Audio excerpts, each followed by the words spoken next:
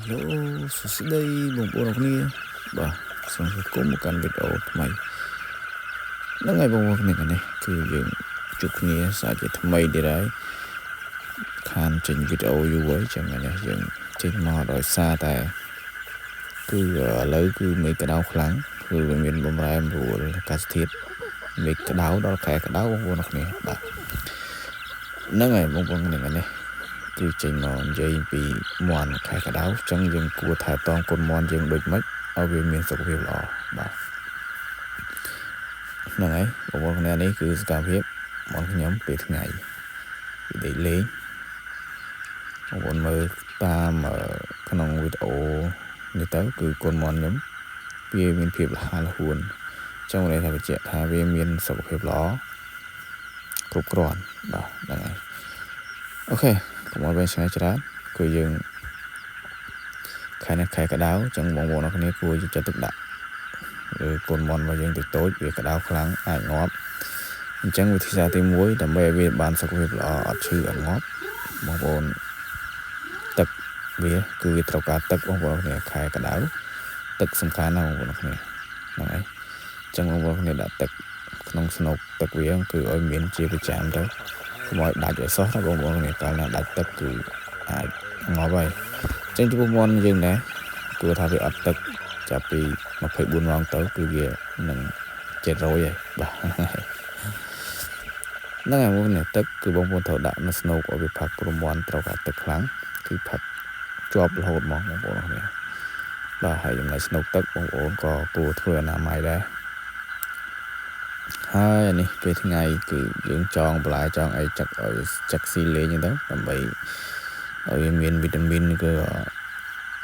ស៊ីទៅមានរសជាតិឆ្ងាញ់បាទហ្នឹងហើយចំណុចថ្ងៃក្តៅខ្លាំងពេលថ្ងៃក្តៅថ្ងៃត្រង់មកគ្នាម៉ោងចាប់ពីចន្លោះពីម៉ោង11 12ម៉ោង1 2ទៅគឺមេឃវាក្តៅខ្លាំងអញ្ចឹងបងប្អូនអរគ្នាអាចទឹកយកមកចាក់ដងទឹកហ្នឹងបងប្អូនគឺចាក់នៅលើដីក្នុងទ្រុងចាក់មកកន្លែងមកផ្ទិលពីផ្ទិលមកកន្លែងទៅផ្ទិលបងប្អូនក៏មកចាក់សើមជូរទាំងអស់គឺធ្វើឲ្យវាឈួលប៉ះពាល់ដល់ផ្លូវដង្ហើមមន់របស់យើងបាទហ្នឹងហើយចឹងបងប្អូនចាក់ខ្លះទៅឲ្យវារៀងមានជាតិសណើមដីឲ្យវាត្រជាក់ចឹងមន់របស់យើងវាកាយលេងដីសើមហ្នឹង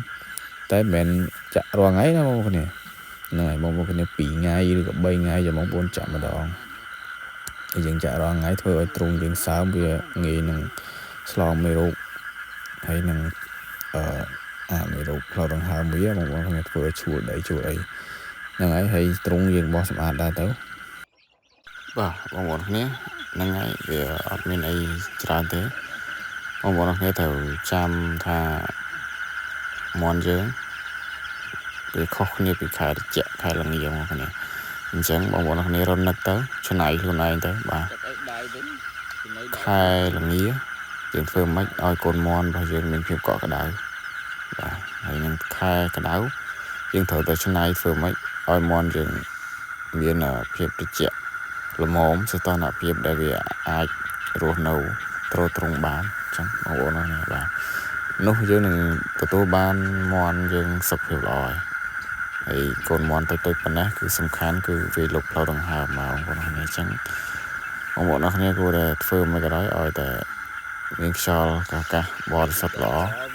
អញ្ចឹងអានឹងវាមានបច្ចេកទេសរបស់វាយើងធ្វើទ្រង់មិនយើងធ្វើអីយ៉ាងណាឲ្យវាមានខ្យល់អាកាសមានពន្លឺថ្ងៃគ្រប់គ្រាន់អានឹងមន់យើងវាសុខភាពល្អបងប្អូនគ្នាបាទអត់ឈឺហើយយើងត្រូវការពារវាកុំឲ្យមានសត្វចង្រៃអីនាំពួក